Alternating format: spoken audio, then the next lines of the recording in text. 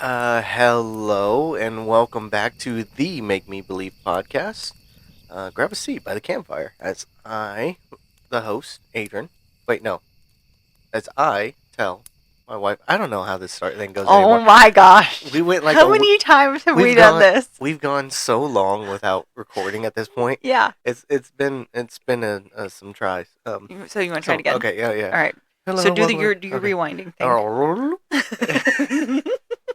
Okay, so hi, hello, welcome to the Make Me Believe podcast.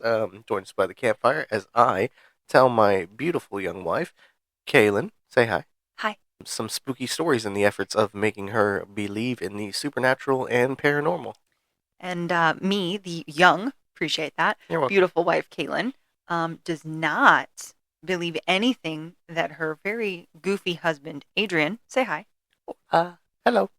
Did you I don't. forget how to say hi? I opened my mouth to speak and no words came out. Nothing came out. Okay. Alrighty then. Well, clearly I don't listen to anything he says because he doesn't even know how to speak. No. But yeah, we're finally catching up, and we're not recording on our normal day either. But No. we hope everyone had a fun Halloween, a safe Halloween. Yes. Ours was kind of boring, which I was kind of okay with because Adrian has spent like the last 2 weeks pretty much living at work. Yeah.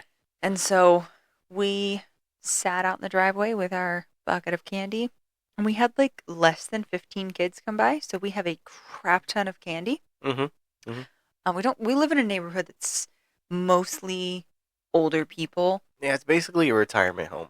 which Like is a retirement fabulous neighborhood. for me. I'm fine with it because it's clean. Yeah, it's clean. It's quiet. It's Yes. great. I love the neighborhood.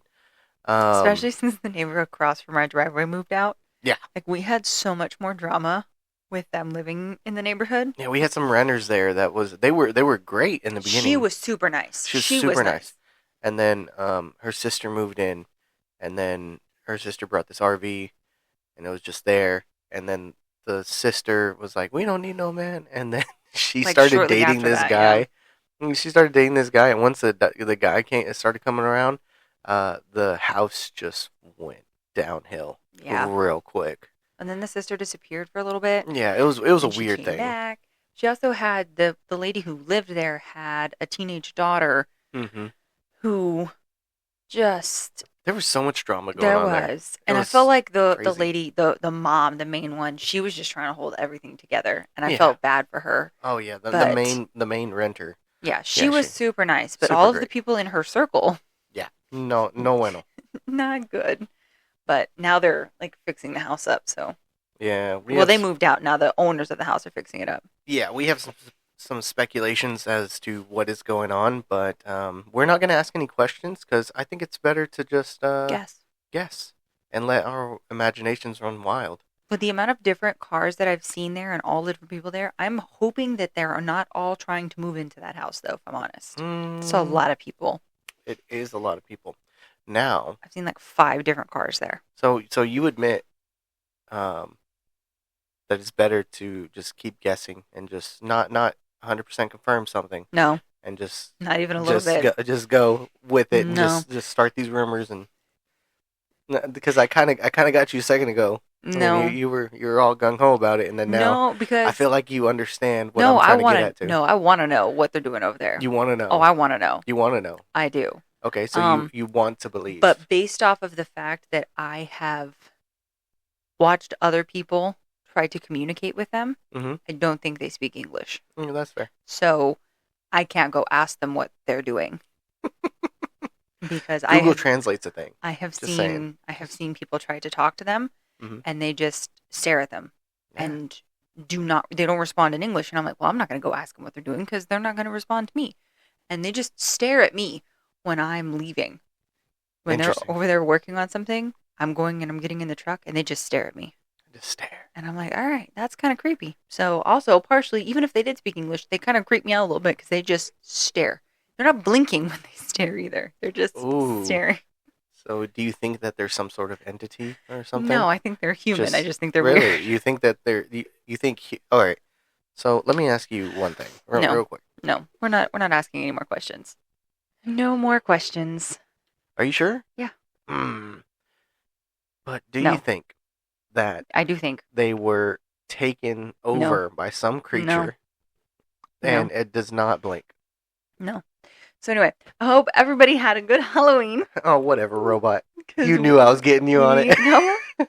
So we didn't do much, and No, we tried to use the projector on the garage. Like I started setting everything up, and then we realized we don't know where the power cable to the projector is, and yeah. so we were trying to fit different cables into it, and it just was not working. We got one to kind of work, and then it would just like it would connect and then disconnect and disconnect, and so after about 30 minutes, actually about like 45 minutes, it only charged up to like 15%. Well, when I turned it off, it charged faster, and then you turned it back on, and then it quit Yeah, it just working quit. It again. was just horrible.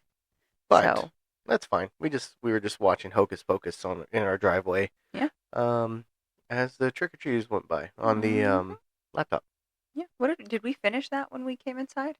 We did No, not. we watched High Potential. Yeah, we watched If that. you have not watched that, it's really good. It's good. It actually broke a record.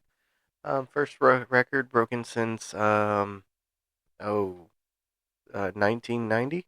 For what? It's like the highest rated show after 9 p.m. Something like that. That's good. Yeah, yeah. I laughed hysterically during part of it. You So did. I will upload that clip. we don't need to do Well, that. I'm gonna upload that clip. Nope. And when she says hysterically, it's fucking hysterically. It No. is so funny. No. It's a 49-second clip, and I didn't even catch it at the beginning. She was going on for a while, and I was like, I'm gonna record this because nobody is gonna believe me. And sure enough, yeah, she couldn't breathe. She was laughing. She was dying. She couldn't speak. She couldn't form sentences. It was just 100% pure golden. No. Yeah, yeah, No. it's going up there. No. Speaking of going up there on the internet, nope, that's gonna be an update. I have updates. You have updates? I do. We love updates. We don't have as many updates because Halloween episode for us just premiered yesterday because this is November 1st for us. Yeah, hello. But we're gonna get back on our regularly scheduled programming for recording and all that. Yeah. If he can get home from work before 7 p.m. I'll think about it. Whatever. So how many I don't have any stories because yes. So I'm gonna pick up your busy. slack. Oh, excuse me. I have been busy all week long. I have been busy. Oh, we've had a lot of tests in school this week for the boys. Yeah. So we have been building up and they're asking questions, trying to get understanding with stuff. And so I've been explaining that. You've been doing the whole teacher thing, and it's been fantastic. So I have to answer your story earlier. Because I have before not I had was time rudely interrupted. No, before you listen here, buddy. My gosh. I'm going to kick him. That's what's going to happen. He is so mean to me. My goodness. So I have 3 stories for you. Oh, snap, crackle, pop. Yes. Are they longies? Somewhat. You're going to give me 3 long stories? Basically, yeah. It's the middle of the afternoon. Yep. Strap in. No. Yeah. I don't even have anything to drink. My coffee's almost gone. Your coffee's almost gone? This sounds like a personal problem. This sounds like a you problem. How's it my problem? Because I'm going to fall asleep. That's rude. I know. These stories are very captivating. Oh, okay. And they will keep your attention. Okay. Anywho, remind me, please, about updates, because I am very excited to share them. Okay. Today. All right. Okay. You ready? Oh, we're starting now. I mean, I guess. I mean, I can wait 10 minutes. Okay, yeah, wait 10 minutes while I take a quick 10-minute power nap. Okay. Okay, so while she's asleep, I'm gonna go ahead and read them to her. She left her headphones on, and it's the weirdest thing I've ever seen. And she's just snoring away. I turned off her mic. I don't snore. Look! Oh, hey, she's alive. Oh, hey, hon, what's up? You snore. I don't know what you're talking about. I have recordings. You want me to upload those? Anywho, are you ready? Bring it on. All right, cool. Okay, this I said it again. Always do. I do every time. Okay, so this story is called "The Whistling Man." No, it's not. Yes, it is. Nope. It is by Reddit user EasternAd7411. Kind of. Yes, but it's not. I think that I know the one you're thinking of. The smart ad is the one you're thinking Oh, of. okay. Yeah, he's the one that. Oh, he's the one with the train story. That wrote another story back to us with the theme, the single word. Oh yeah. Yeah. Okay. Yeah, the one where I imagine it kind of looking like a blob and cousin it all at the same time. There you go. Yeah. See, you get it. Yeah, yeah. Okay. So the Whistling Man. Nope. Ooh. Eastern ad 7411. Okay. I remember the heat first. The kind of suffocating, thick heat that clings to your skin even before the sun rises. It was that slow, sticky breath of summer that makes the air heavy enough to drink. I must have been around 10 or 11 years old when it happened. I woke before dawn that morning, covered in sweat. The sheet felt damp, my hair plastered to my face, and even the wall of our small house seemed to breathe with me. It was hot, restless, alive. My father's voice came down from the kitchen. Levántate. It's almost time to go. He was a man of habits, the type who believed breakfast wasn't a meal unless it left you too full to move. Eggs, beans, tortillas, and coffee so strong it could peel paint. And no matter how hot the day was going to be, he'd still sit down and eat it like a soldier preparing for battle. So I ate too, because saying no wasn't an option. My stomach churned with the food and the heat, and even before I stepped outside, sweat was dripping down my neck. It was still dark when we left. The sky had only begun to lighten, a dull purple glow far to the east. The cicadas were already screaming from the trees, and the road shimmered with a faint film of humidity. Our school sat nearly 45 minutes away, and we walked every day through cracked, uneven streets and faded into dirt paths the closer you got to the river. The first stretch had a few lampposts flickering orange like dying candles. Past that, the light disappeared completely. You'd hear the river before you saw it, a low, endless murmur that mixed with the buzz of insects and the occasional bark of distant dogs. That morning, my father talked as we walked. He always did. He liked to tell stories, random things he'd heard from old friends, travelers, drunks at the cantina. Some were funny, others strange. But that morning, for whatever reason, his tone changed. You walk too slow, mija, he said. If you don't move faster, the whistling man will catch you. I frowned. Who? The whistling man. I haven't told you about him. I haven't told you about him? I shook my head. He chuckled under his breath, a dry, knowing laugh that always meant listen carefully. They say around here, if you're walking alone late at night, you might hear someone behind you. At first, it's just footsteps. Then, whistling. Slow, like he's matching your pace. If you stop, he starts walking faster. If you run, he runs. But if you keep walking steadily, never turning around, never stopping, he'll leave you alone. I rolled my eyes. Dad, that's just a story. Maybe, he said. But everyone around the river knows, so never walk home too slow, especially when the air feels like it's holding its breath. He looked down the road as he said it, towards the dark stretch that disappeared into the trees. There was a moment, barely a second, where he looked uneasy. Then he smiled again and changed the subject. I thought about that story all day at school. It stuck to me like the humidity, this half whispered warning that didn't make sense. By the time we walked home that afternoon, I had already forgotten it. But a few years later, I remembered. I was 16, and I learned that some stories don't stay stories forever. It was a Saturday night. There'd been a small neighborhood party near the plaza. There was music, laughter, people drinking and dancing until late. I wasn't supposed to be out that long, but time slipped by. By the time I left, the moon was high and the air thick again. That same heavy, humming heat from my childhood. There were two ways home. One went past the soccer field, the longer, a few more streetlights, safer. The other cut close to the river, which was darker, shorter, quieter. I'd taken that path countless times during the day, but rarely at night. With reason. I told myself I wasn't scared. I was just tired and didn't want to get yelled at for coming home late. So I took the so I took the river road.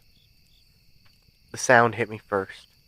The slow current licking at the rocks, the rustle of the tall grass, the small plop of fish jumping for insects. The moonlight spilled across the water like melted silver.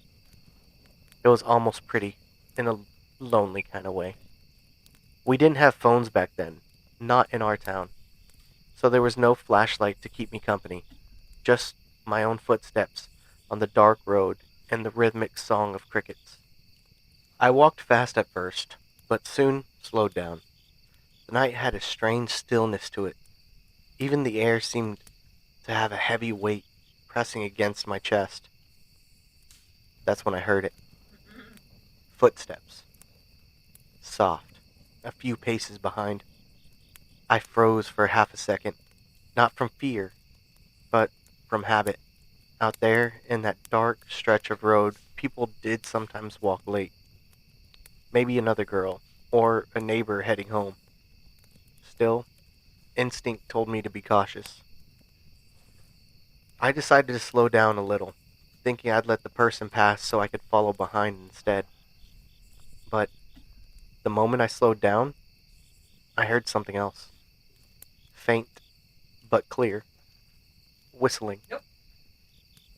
A simple tune, if I could call it that. Just three notes, over and over. Long, low, breathy. My skin prickled. The sound wasn't behind me anymore. It was beside me. I turned my head slightly, but there was nothing there. The road stretched out empty, silver in the moonlight. I told myself it was the wind, except the air was still. Completely still. Then the footsteps started again, louder this time. Crunch, crunch, crunch. I tried to ignore them, but the rhythm matched mine perfectly. When I sped up, so did they. When I slowed down, they did too. And then came the whistle again, No. way closer, clearer, right at my ear. A long, trembling note that seemed to snake its way inside my skull. I don't remember deciding to run. My body just did it. My feet hit the dirt so hard I thought the sandals would break. Run. I ran until my chest burned, until the road curved towards a small corner where a single streetlight buzzed. When I reached the light, I stopped and turned around for the first time. No one. The road behind me was empty. The moon reflected off the water, and the trees swayed gently. My heart hammered so hard I felt sick. I tried to laugh it off. I told myself it had to be an echo. Maybe my own footsteps bouncing off the river wall. That's when I heard it. A sigh. Not mine. It came from right behind my ear. Of course it did. Soft and human and impossibly close. And I felt it. The warm exhale brushing the back of my neck. Oh, no, absolutely not. I ran again, screaming this time. The footsteps followed, faster, heavier, pounding the ground right behind me. I didn't look back. I couldn't. Our house sat near the end of the road, just before the bridge. I could see the faint light spilling through the cracks of the front door. I yelled for my father, my voice raw and breaking. When the door opened, I stumbled inside, gasping. My father grabbed my arms, asking what happened, but I couldn't answer. All I could do was point towards the road. He stepped outside, frowning, scanning the darkness, and that's when I saw him. At the edge of the streetlight, where the glow faded into the dark, stood a tall figure, a man. He wore a hat, tilted just enough to hide his face, and clothes that looked too neat, too clean for our dusty town. He didn't move, didn't speak. But even from where I stood, I could see it, a faint curl of his mouth, a smile. No. My father didn't see him. When I blinked, he was gone. Mm-hmm. That night, I barely slept. Every sound, the creak of the house, the chirp of a cricket, made my pulse jump. At one point, just before dawn, I thought I heard it again. A faint whistle drifting through the open window. 3 notes. Low, long, slow. I pressed my hands over my ears and prayed until the sun came up. Years passed. I moved away to the city, where the nights were loud and full of light. The river road became something I only saw in my dreams, or in the rare times I visited my parents. But the memory never left me. Sometimes when I walk home late from work, I swear I catch the faintest echo of that whistle somewhere behind me, always distant, always out of reach. Once I even turned around. There was no one there, only the hum of traffic and a stray breeze that brushed the back of my neck, soft as breath. I told myself I imagined it. I want to believe that. But a few years ago, when my grandfather passed away, I found myself back home for the funeral. I hadn't been near the river in over a decade. The town was quieter now, emptier. Most of the streetlights didn't work anymore. That first night after the service, I couldn't sleep, so I walked. I don't know why. Maybe grief, maybe nostalgia, maybe something that wanted me to look one last time. The moon was bright, the air thick again, with the same familiar weight. The river hadn't changed. The same smell of wet earth and algae. The same slow current whispering against the stones. I stood there for a long time, staring at my reflection in the water. That's when I heard it. Footsteps. Soft, rhythmic. And then, the whistle. The same 3 notes. Low and patient, like he had been waiting all these years for me to come back. I turned around slowly. There was no one on the road, but across the water, on the opposite bank, I saw something move. A tall figure standing under the trees, hat casting a shadow over his face. He didn't come closer. He just stood there, watching. I couldn't breathe. My throat locked, my heart pounding so hard it hurt. The whistle came back again, echoing over the river, and though the distance should have made it faint, it sounded as if it was right next to my ear. I ran then, like I had when I was 16, tripping over rocks, the sound of my heartbeat mixing with the whistle that followed me all the way to the edge of town. When I reached my parents' house, I didn't turn around, not once. It had been years since then. I live far away now. Another country, another life. But sometimes, late at night, when the world goes still and the air feels heavy, I swear I hear it again. That low, dragging whistle, slipping through the silence like a warning. I've learned not to stop walking when I hear it, not to slow down, not to look back. Because maybe my father was right. Maybe there really is something that walks those dark roads by the river. And maybe it never stopped following me. If you ever find yourself walking alone and you hear someone whistling behind you, don't stop. don't run. Just keep your pace steady and your eyes forward. Because if you turn around, you might find out what he's smiling at. The end. Woo! Okay. Oh, Okay. okay. So we don't know what he'll actually do if you turn around and look at him No. when he's whistling. No. Oh, I'm so curious though. You're I want to know. You're so curious. I want to know what he's gonna do. Okay, so it's either we look into the lore of the Whistling Man, Get on or that. we go visit this village. Absolutely not. Okay, so I think you're stuck with looking up the lore. All right, you look up the lore. Why do I have to look up the lore? Because I put the exorcism videos on my phone. Deal. See? You got up easy now. All right, fine. I'd rather look up the lore than have that. Ugh. And you know, it's so funny. Because I don't believe in any of this stuff, none of these quote unquote weird things happen to me. Really? Yeah. I've heard countless stories where you're looking up something, you're trying to look up something, or somebody was trying to listen, and then their technology started doing something weird, or a page wouldn't load. Mm-hmm. And none of that ever happens to me. Really? Ever. Huh.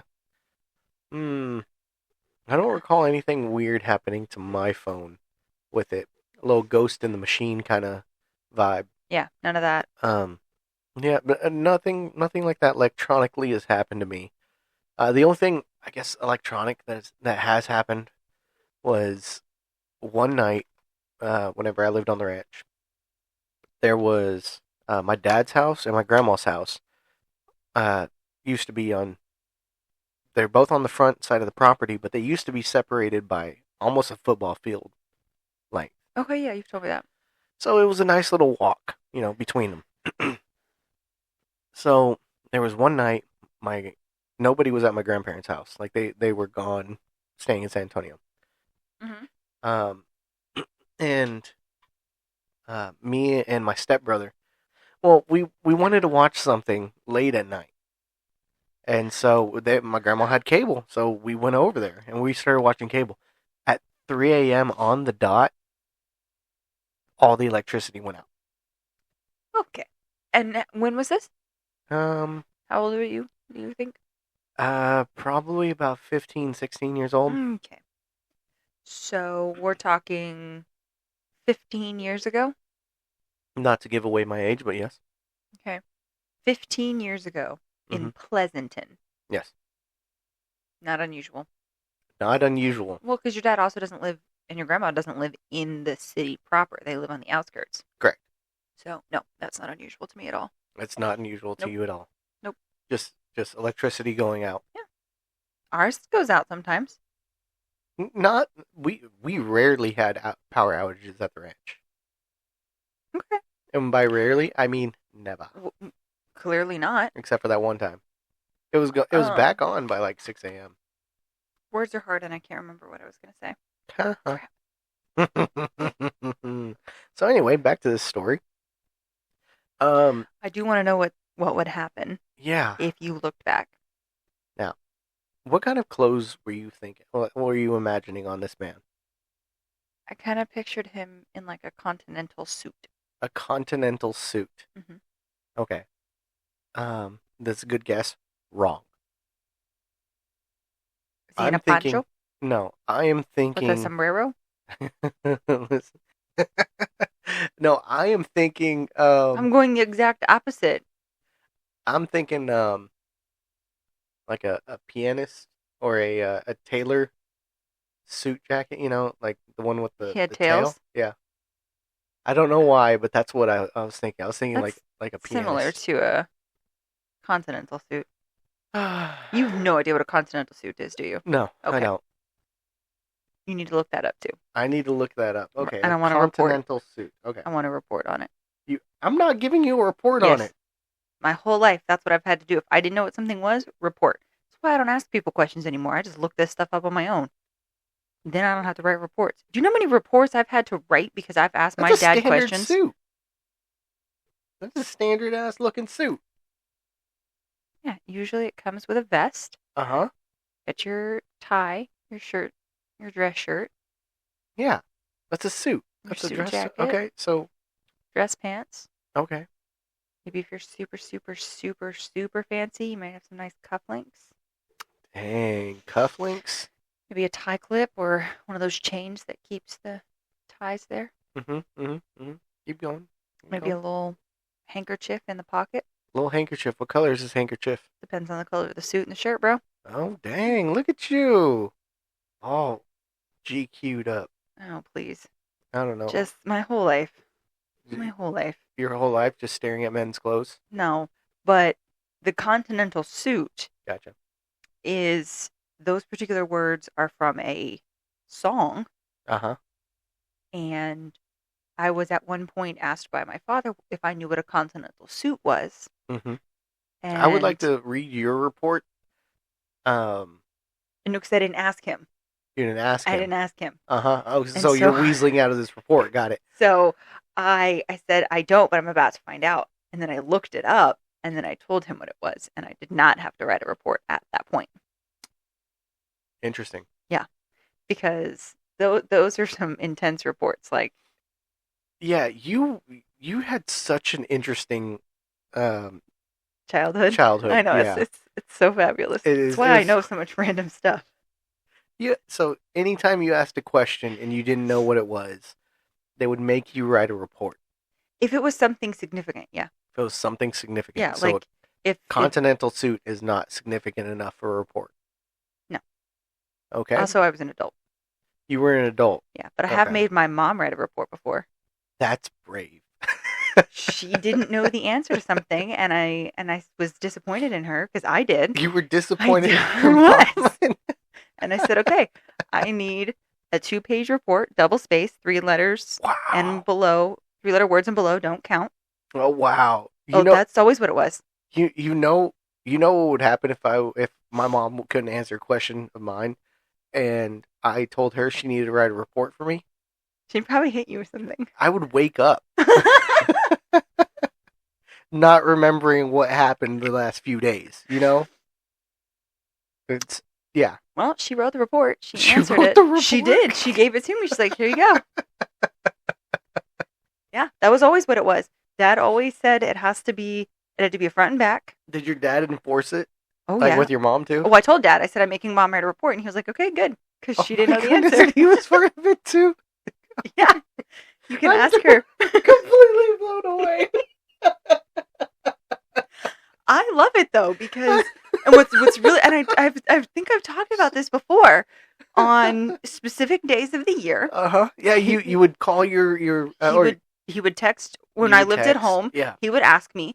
When I moved out, he would ask me. Now the goal of all of my sisters and I is to text him first and to say, what's today? Yeah.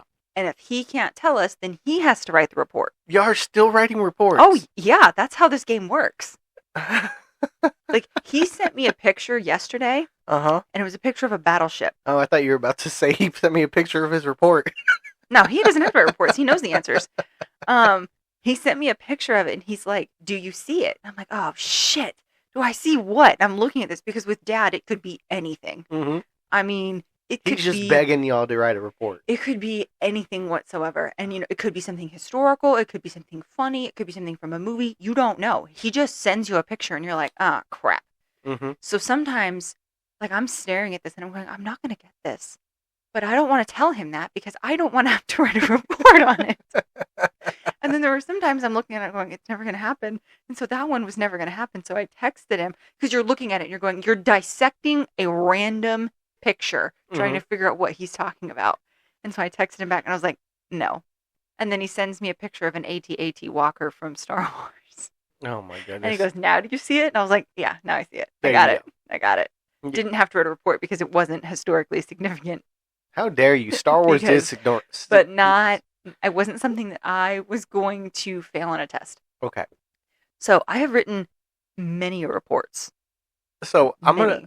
gonna circle back. This story. You need to be able to answer all of these questions for I'm- me. This is Okay. why we're talking about Okay. this. So what are the questions that you're I asking? want to know what happens if you turn around. Okay. You want to know what happens if you turn around? Got it. Yes. Got it. Okay. So, Oh, this got started because of his suit. yeah, his suit. That's right. Sorry. Um, I liked this story. This story gave me nice little like there was beautiful detail in this story that painted a gorgeous picture. Mm-hmm. And I this story has been in my catalog for a little bit, and so every now and then I'll look through all the stories that I've requested to read, and I'll reread them. And then this one, every time I've read it, has just been love it. I think when you're presented with one that's going to take a little longer, but is brighter, which is how I pictured when she starts telling you about the two paths. Yeah. Let's go by the soccer fields, and there's more lights, and but it takes a little longer.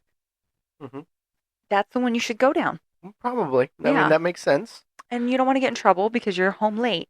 Yeah. But personally, I'd rather be safer. I feel like your dad may not have cared if you told him the two options that you had, one being creepy, dark, only lit by the moon Uh huh. pathway, or a little bit brighter, a Little little bit. bit safer, maybe Hmm. through a neighborhood with more human beings. Okay. Just saying. All right. All right. Just saying. So, you ready for the next one? Mhm. Is this a longie as well? It's got some length to it. Nothing too crazy. Nothing too crazy. Are you ready? Bring it on. Okay.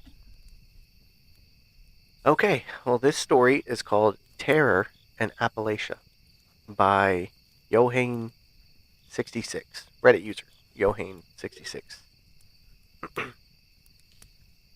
Have you ever had a job that you actually enjoyed and figured you could do it for the rest of your life? I did once. When I was 25 years old, I got a job as a ranger at the Smoky Mountains National Park. In all honesty, the job was gravy. It was just riding around all day on a golf cart, enforcing rules and picking up trash. Every once in a while, there was some unruly campers, but other than that, I loved it. But one cool fall morning changed all of that. In fact, it changed my life forever. I was riding around like normal when a young couple ran in front of my cart. I had to slam on the brakes to keep from hitting them. They were freaking out, and the mother's eyeliner was running from all the tears. They were camping in an RV and explained that their 5-year-old snuck out in the middle of the night while they slept. I tried to calm them down and assure them that he had to be close by, but they were adamant that they looked everywhere and he was nowhere to be found. They were scared and had already called the police, who had yet to show. But I didn't have any kids. I didn't have any kids of my own, but I could tell these folks were hurting. I felt I felt that as a ranger, I had a responsibility to help them. So while they waited for the police, I told them I searched nearby trails for the boy. They seemed satisfied. They seemed satisfied by my offer, so I parked my cart and headed out on foot. The woman sent me a picture of her child, so I know who I was looking for. He was a sweet and innocent looking kid, smiling while holding up a fish they caught the day prior.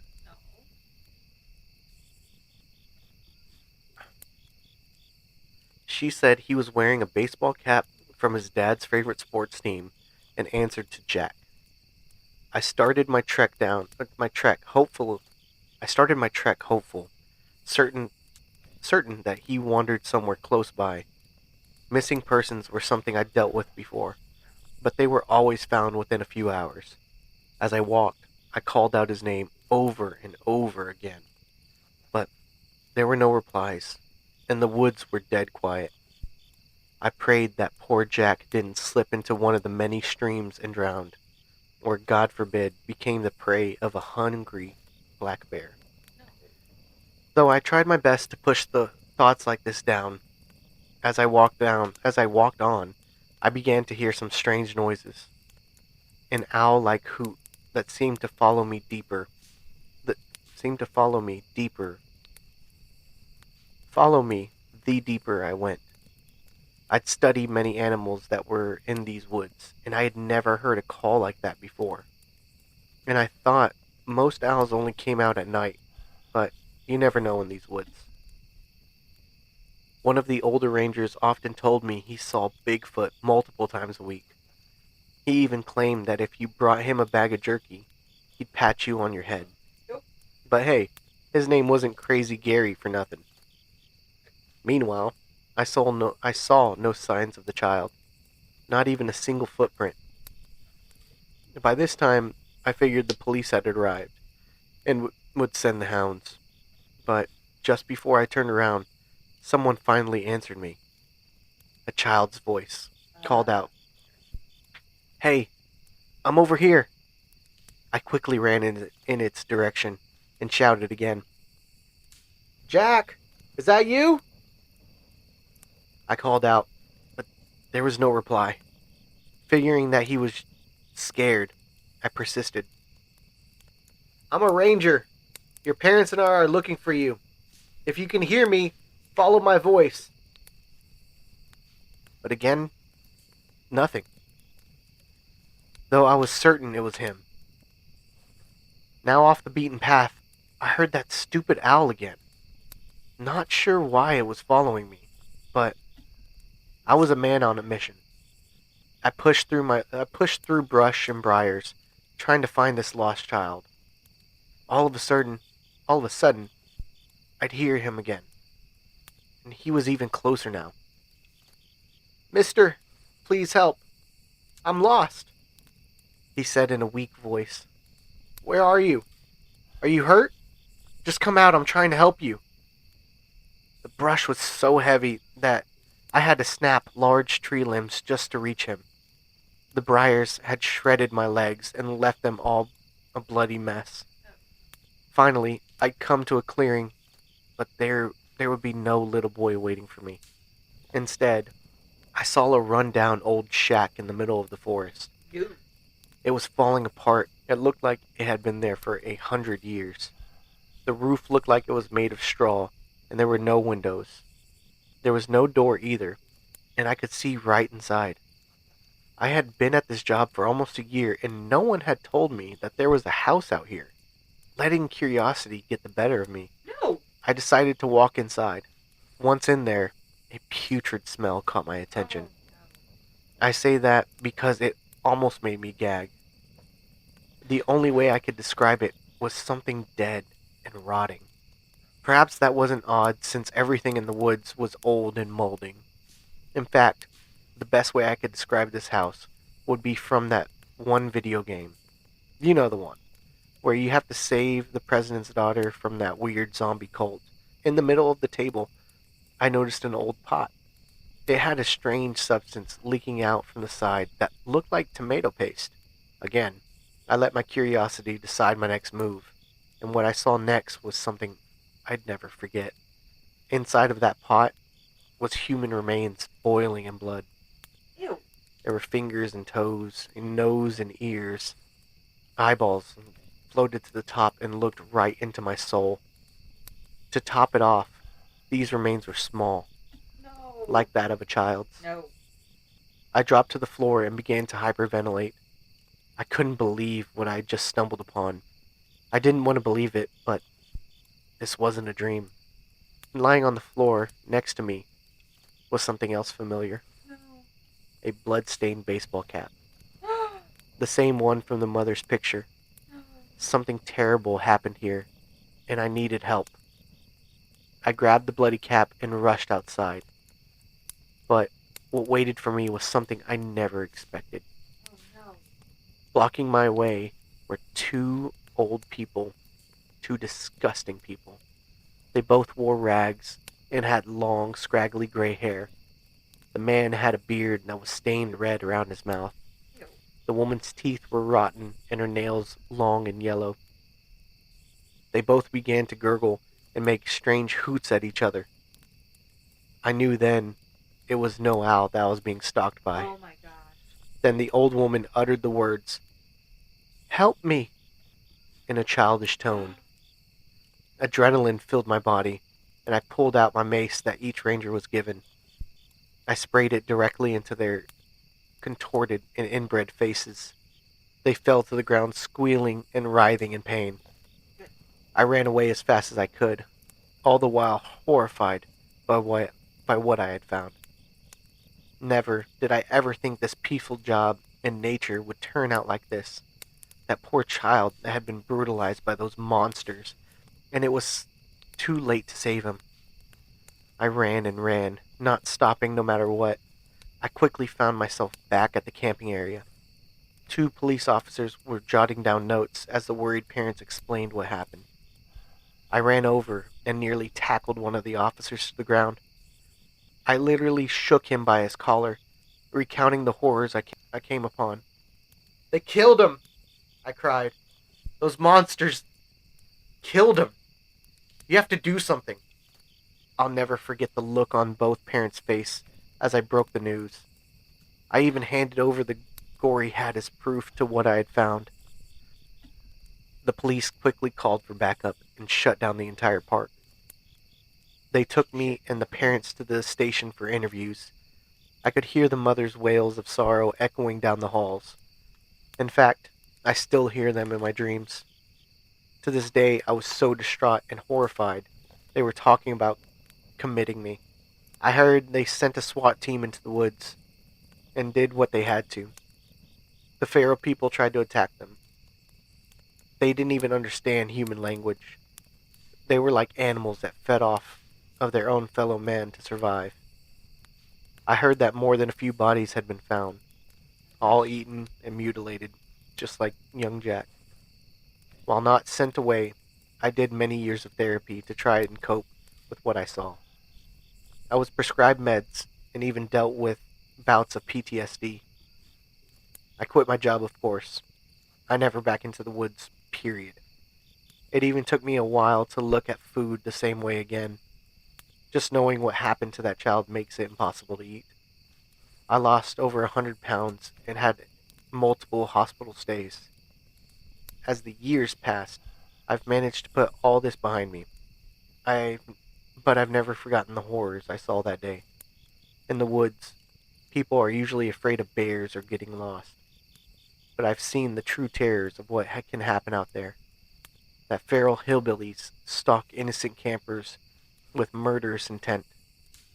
That hundreds go missing each year, and I saw firsthand what happens to them.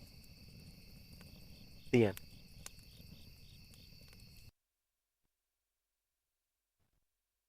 Ooh. Oh my goodness. That's terrible.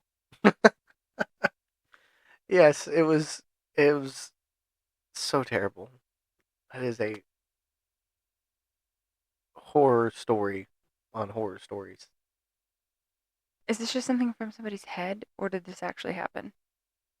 I'm gonna hope that it's just something that from somebody's head. From what I remember, this guy is a horror writer. Okay. You monster. I'm not the monster here. You are. Oh, I have so many things that I Yeah. could say, but then none of them are nice. Yes, he is a horror writer. Or Okay. he is a writer. He's got a book out, Well, you I believe. you need therapy. I'm just kidding. Oh, I do wish the guy, the park ranger, had not gone in screaming that they killed him. They killed him.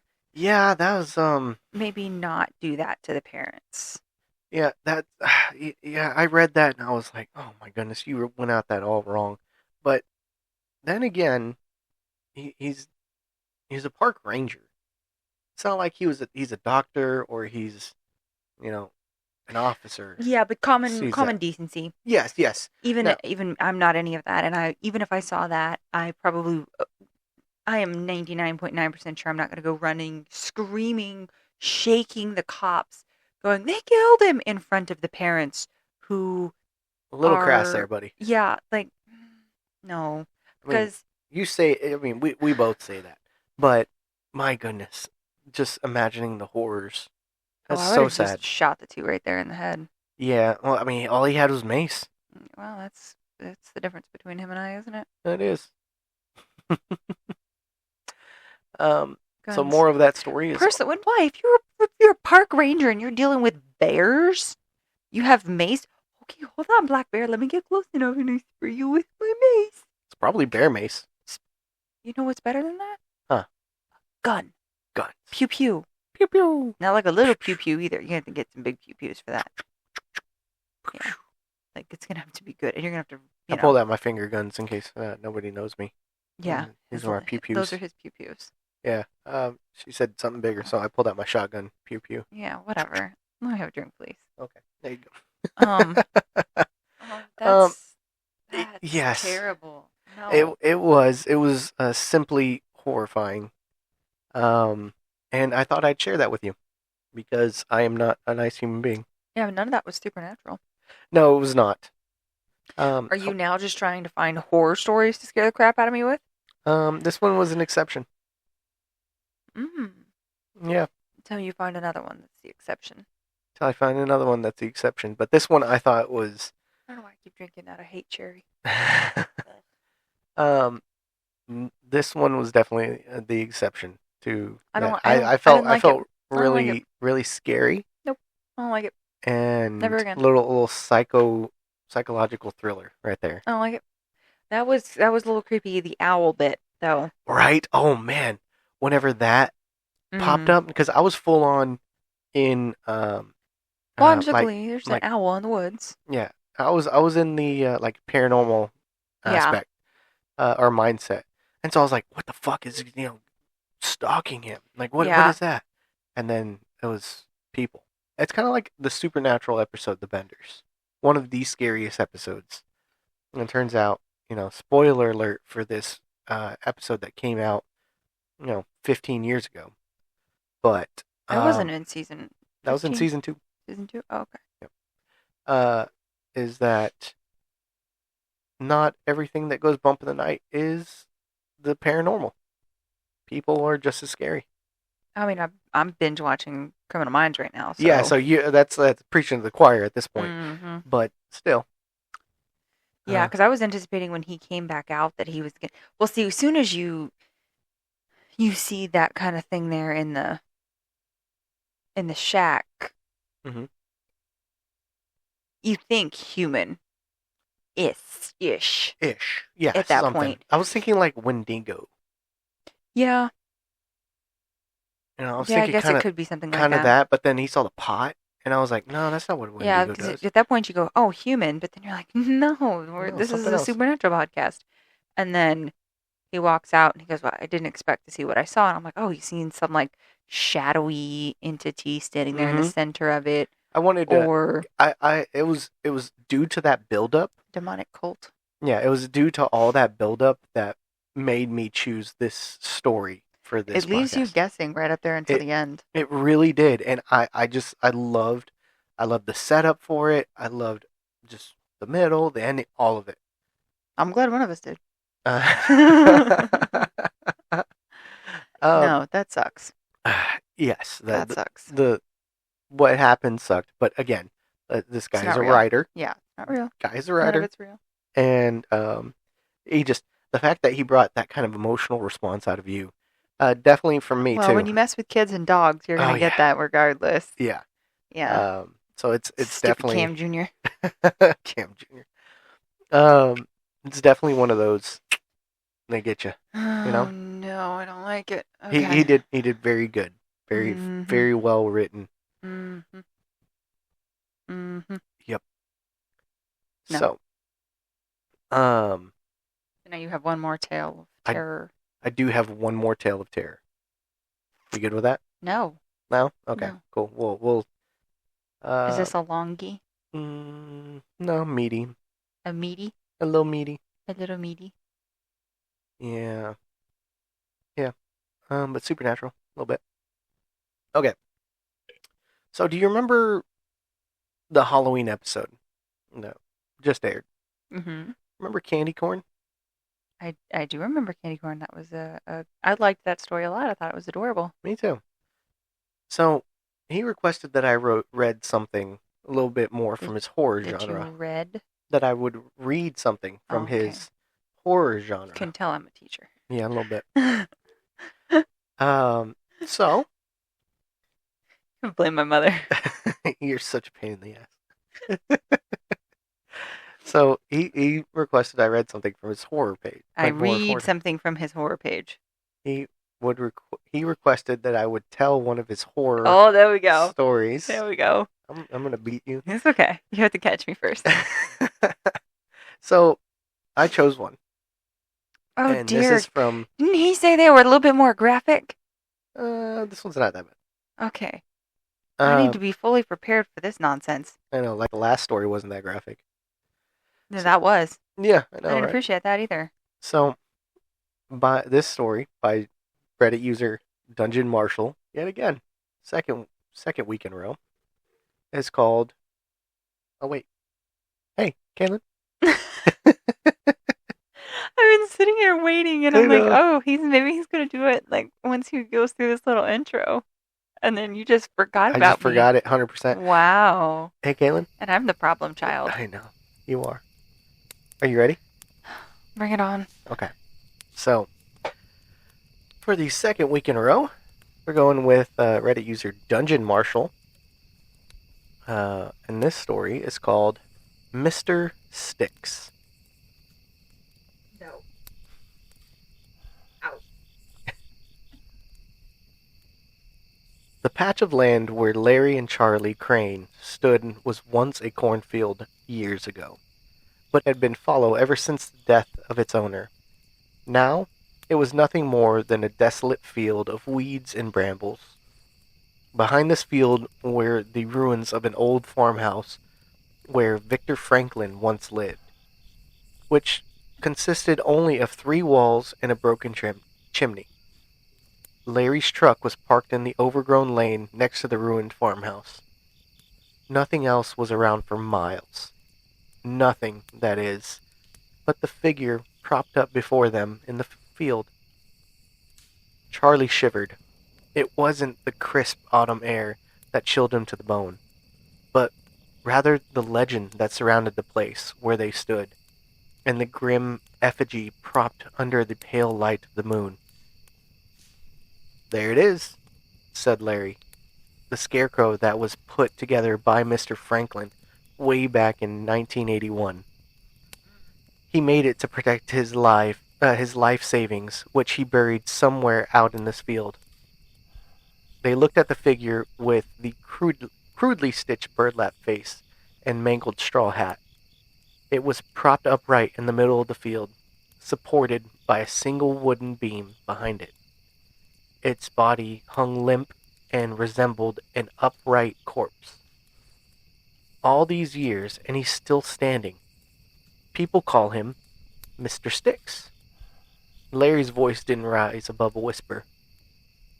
Charlie idolized his big brother, but when he asked him if he could hang out with Larry and his friends, he never imagined he would come here of all places. He supposed it was some sort of rite of passage to perform, something to prove himself worthy as one of the guys. He glanced back at his brother's truck and wished he was in the comforts of its cab, far away from Franklin Farm. But Charlie was in the 8th grade now. In a year, he'd be a freshman. It was time for him to leave the fear of ghost stories behind him. Old man Franklin put them together, piece by piece. He carved long sticks of white ash for its bones, used chicken wire for the rib cage, and meticulously wove straws into muscles. It said he used an old corn knife to cut himself and squeeze out his own blood into the straw of the thing. Charlie found it difficult to swallow the ever-growing lump in his throat as he hung on to every word his brother spoke. He knew the story well enough. After all, everyone at school knew of it and told one version or another. But there was something especially unnerving about hearing it while standing there in the midst of the thing the locals called Mr. Sticks. And he knew that was exactly why Larry was relating it back to him. You see, Franklin's grandma was a witch of sorts, so she knew all the spells and hexes and things, and he brought old Mr. Sticks to life to do what scarecrows do best, to guard his field and everything in it. Then he buried all of his money out here in the field in mason jars. But Victor didn't know just how good of a guardian he had made. So, one night, when he went out to dig up one of the mason jars, his own creation cleaved him in two using a reaping scythe. What the hell? Then it was it then it just shambled back to its pole where it stands, waiting and watching for other trespassers who might try to obtain the farmer's money. Well, now that I've seen it, can we go? Charlie asked. He tried his best to sound brave. Larry smiled and shook his head. Not so quick, little brother. We're here for Franklin's fortune. Hearing this, Charlie thought his legs would give out and leave him face down in the black earth. But he managed to keep them from buckling. Just walk up to Mr. Sticks and tell him you've come for the money. No, don't do that. Then offer him this as a tribute. Larry handed a paper bag over to Charlie, who received it with trembling hands. It was heavy for its size. Look inside, Larry said to him. Charlie, who was now shaking, clumsily unfurled the top of the bag. Upon opening the bag, a musky stink assaulted his nostrils. It smells, Charlie said. His face scrunched, and he squinted as he held the bag away from his face. Well, of course it does. Look inside, or Mr. Sticks won't accept the offer. You need to know what you're giving him. Charlie looked at his brother with apprehension. Then, after taking a long, deep breath and holding it, he looked inside the bag. He groaned, releasing his saved breath, and he held it out as far away from him as he could. Inside the bag was a dead crow, sprinkled with dusty field corn. Larry laughed. Well, what did you expect to offer a scarecrow, Chuck?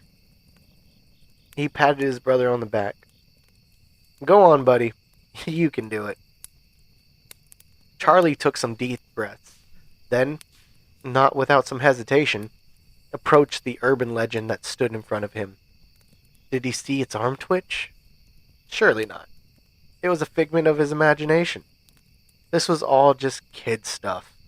After he got it over with, he proved to his older brother that he was old enough to hang out with him and his buddies. He'd prove he wasn't just a little kid who needed babysitting. Mr. Sticks, sir? Charlie's voice trembled as he spoke.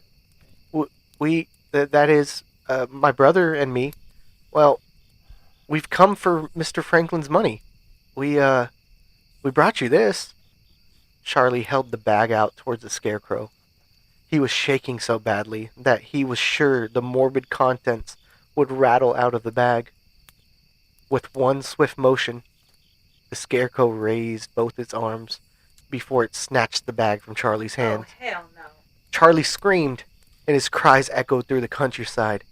He fell back on his butt and kicked his feet wildly as he scrambled backwards, away from the lurching figure. Gripping terror had swept over the young man, and then he heard, of all things, a burst of laughter. Mm-hmm. Both the scarecrow and Larry were spasming with fits of laughter. Charlie's mind still reeled with fear and confusion. He found himself overcome by a strange conglomeration of relief, embarrassment, and anger while he watched the faux scarecrow pull off his hat and burlap bag head, revealing the familiar face of Larry's friend, Raymond Harold. Oh man, you should have seen your face, Chucky, Raymond goffed. Larry's laughter died down to a chuckle as he helped his brother to his feet. You okay, Charlie? He asked as he tried to quell his amusement. Yeah, Charlie said. He tried to feign a bit of laughter himself. We got you good, kid. You didn't pee yourself, did you? Raymond teased. No, you just startled me with that quick grab. I knew it was you the whole time, Raymond. No, you did not. Yeah, right. Better not lie, or Mr. Sticks will get you. All right, come on, give him a break, Ray, Larry said. I think he did pretty good. Man, I didn't think you guys were ever going to show up. I was freezing out here. I think you should have truncated the story a little bit, Larry. No way. I had to build the tension, Larry said. Yeah, but still. Raymond stopped mid-sentence, and his demeanor changed. The mirth that had existed in him drained away. Larry? Who is that by your truck? Larry and Charlie each turned to look. A tall, lean silhouette that wore a battered straw hat stood by the pickup. It shambled towards them in an unsteady legs and clutching a reaping scythe in its gnarled hands. Mr. Sticks was created to protect the Franklin Fields from any and all trespassers. He heard the interlopers say that they came for the money hidden beneath the fields, and he couldn't have that, could he? No, we couldn't. The end. No, that's not the end. It's the end.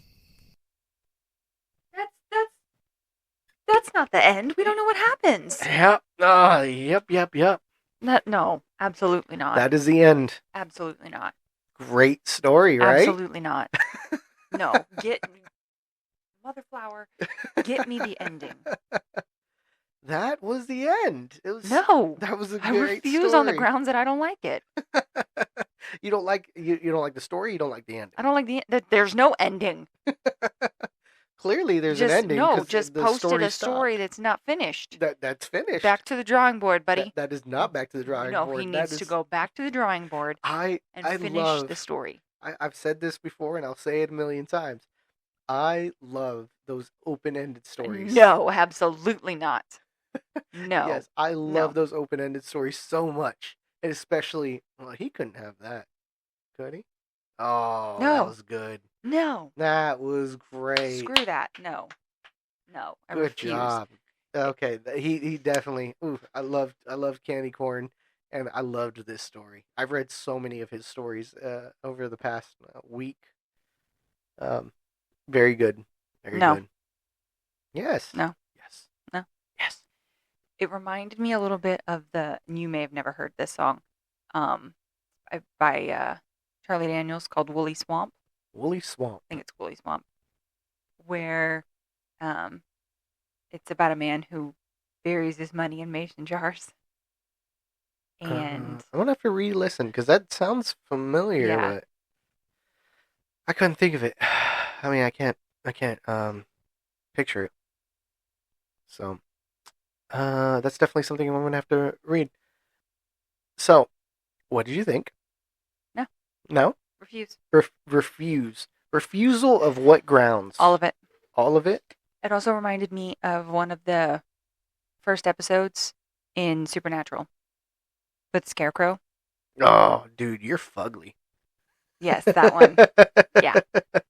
Where you know that that the Scarecrow's coming for you. Yeah. And poor Charlie done got wrapped up all in this, and it's I know. He's about to die. Charlie probably could have got out, could have negotiated his release, but Mm-hmm. Ray done screwed it up. Mm. I don't like Ray. You don't like Ray. Ray Ray's a problem? Ray's got to go. Just Ray. Yep. Well, Larry, but Larry and Ray. Yep. Charlie's the innocent. he's in all innocent. this. He's the younger brother who's just following along because he wants to be cool. Yeah. Poor little Charlie. Yeah. Little Chucky. Poor little guy. We know how you feel about Chucky. Yes, I hate Child's Play. I hated that as a kid. That was one of my biggest scary movies. That one and Jeepers Creepers. Those two I've movies never scared. seen Jeepers Creepers, but I've seen Chucky. It's one of Justin Long's first movies. Amazing. Amazing. Let's see if I can find it. But Keller said they arrested a a 2'9" doll, Chucky. And somebody crocheted a Chucky doll. That is funny. And I meant to show it to you last night, but I forgot. Did you hear about the I think it was it Hawaii? Or was it Texas? It was either Texas or Hawaii. Two very different states, yeah, dear. they had two instances almost within a year of each other where I think Hawaii had a fake bomb threat, like they announced over their broadcasting channel. Oh, dear heavens. And I think Texas released an Amber Alert for someone matching, and they described Chucky from Child's Play. It was like over Halloween. Oh, okay. Yeah, someone played a prank with it. That's terrible. It was It's a misuse of yes, it these was. services. I'll look into that and find out. But you need to keep your feet away from me. Oh, sorry. I apparently have stinky feet. Yeah. My bad. He keeps bringing them near me. It's not nice. Anywho, okay, so that story. Oh, I loved it. I really did. That was all three of these stories I very much loved. So I can't really pick a favorite of the three. None of them. The alien abduction story you told about the 3 tall whites. Yeah. So I Googled that. Did you? I did. Really? Do you know what Taunwee looks like from Star Wars Episode 2, Attack of the Clones? Taunwee. The dude with the conehead?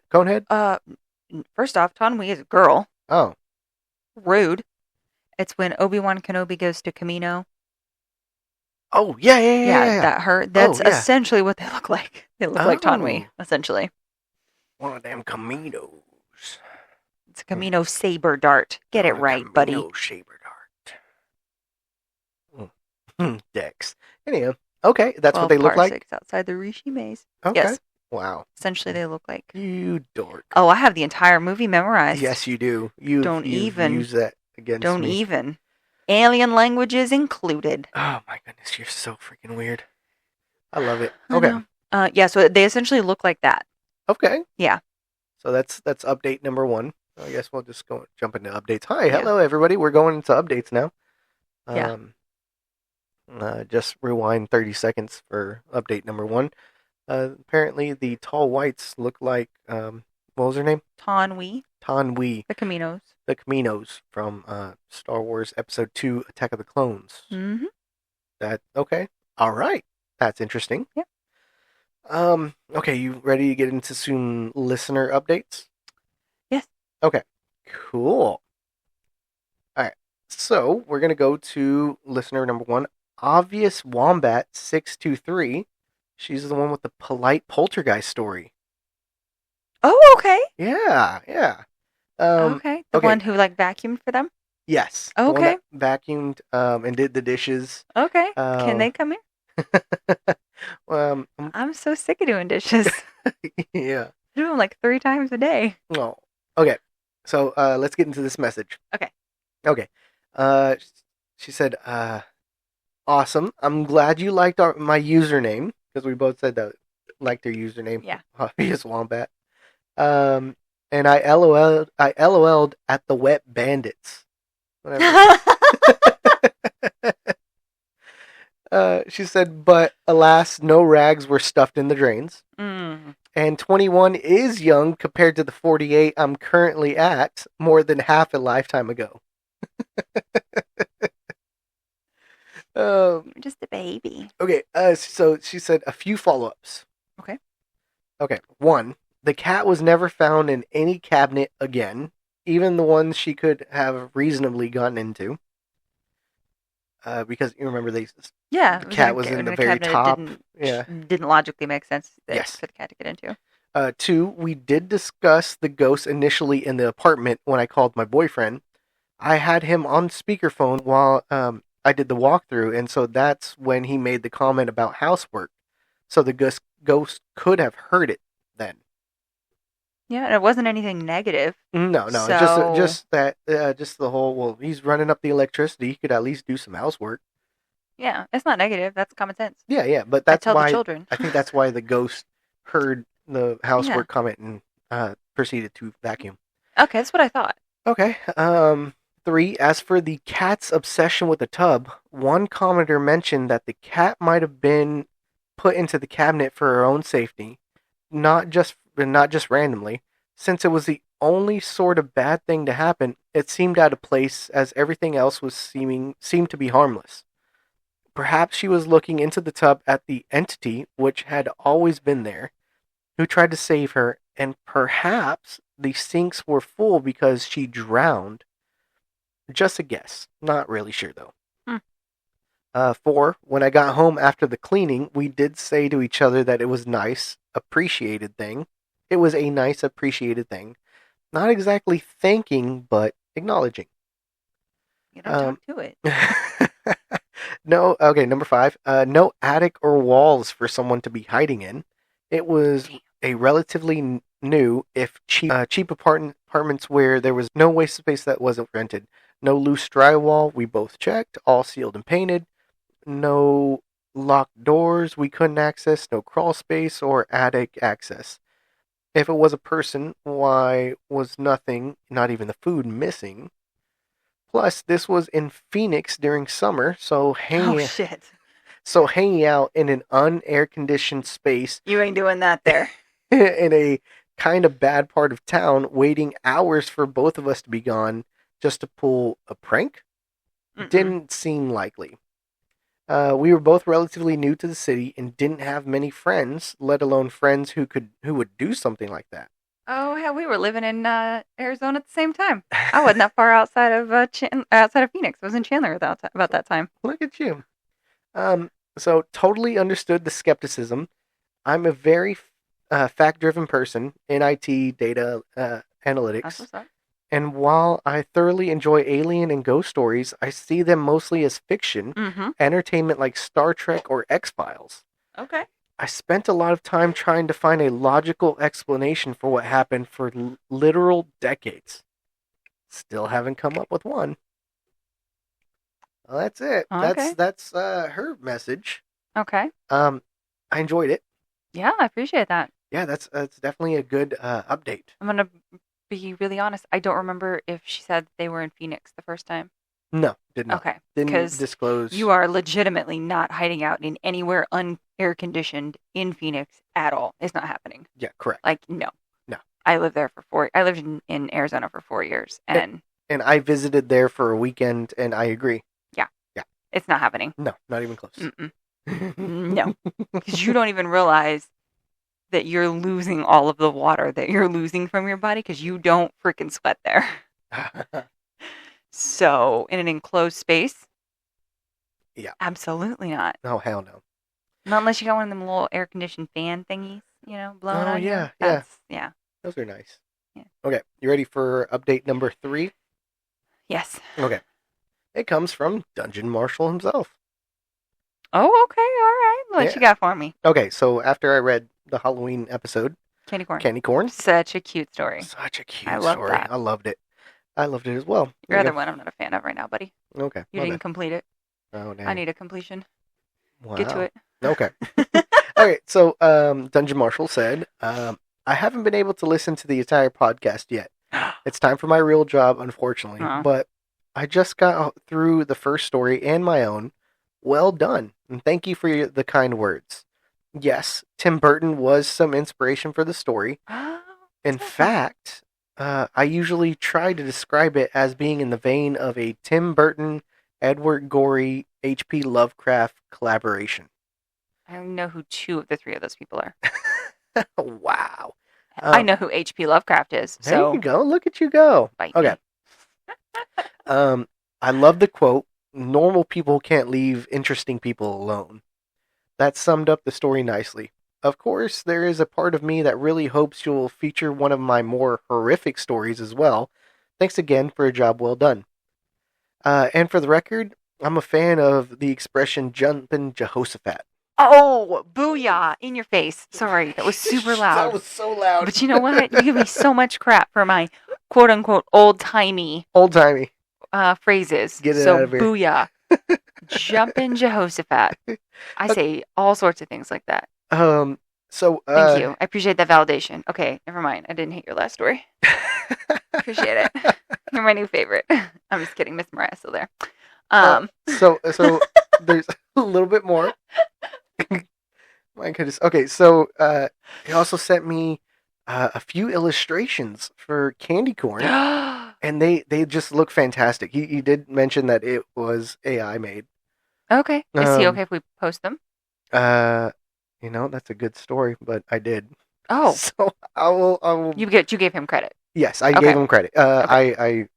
I put a link for his Reddit page. Oh, okay. Cool. And I did say, this is from Halloween special. This is what the illustrations for the story are. Oh, I'll have to go look at it. Yeah, I put them on our Instagram, and I will also throw them onto. Instagram is not my jam. And I will also put them onto the Facebook group. The Book of Face. The Book of Face. The Book of Face. Everybody, the Book of Face. Cool. Definitely excited about that. Do they give off like Tim Burton vibes when you look at them? Yes, definitely cool. Tim Burton vibes. Like now, his final message to me came last night and says, "Thank you, and a big thank you for including the story in your podcast. I really enjoyed listening. I got to finish up after work." So he did finish reading the story. Yeah. I mean, listening to. You dropped your cell phone. I don't. That's fine. I'm done with it. So he did finish listening to the rest of the episode. So yay! Yay! Happy birthday! That's awesome. I love that. Cool. Yes. So that is our episode for today. I do have so one of the moms that I know from baseball. I didn't know that anybody there, honestly, that they listened. I knew Caesar did, but another mom, she told me that she listens to us on her drive, and we bring joy to sometimes some of her sad days. Oh. And so she likes our banter. Our banter. Well, that's fantastic. So, I'm very happy to say that. And a big shout out to Caesar for his engagement. Oh yeah. Yes, congratulations there, buddy. Oh my gosh, I saw the ring in person. So pretty. Oh, so that's awesome. He did a good job. That is fantastic. Congratulations, Caesar. That's very exciting. And Mercedes. Yes. So congratulations, Caesar and Mercedes, for y'all's engagement. Yeah. There you go. So it's exciting. On the air. Yeah. Well, that seems to be it for me. Is that it for you? Yeah, I think so. I mean, can't think of anything else off the top of my head at the moment. Nothing. But my brain sort of shut down when I sat down. So. Oh, really? Yeah. You turn the lights off. I got my Snuggie on. You all set. I just got all kinds of cozy. You did, huh? And I've been slacking according to you and don't have a story to tell today. So rude. Ever since sitting in this chair, I have one thing that's been floating in my head, in the old brain noodle. I want to learn how to make my own noodles. Okay. Don't use brains. Don't use my brains. What is that thing? What is it? Oh, do you believe? No. No? Not even a little bit. Oh man, I felt like today was going to be a good one. Okay. Maybe next time. Maybe next time. All right. Well, thank you for joining me again. And it's been a pleasure. And thank you guys for listening. We always appreciate it. For sure. All right. You have yourself a good day. Bye. Bye.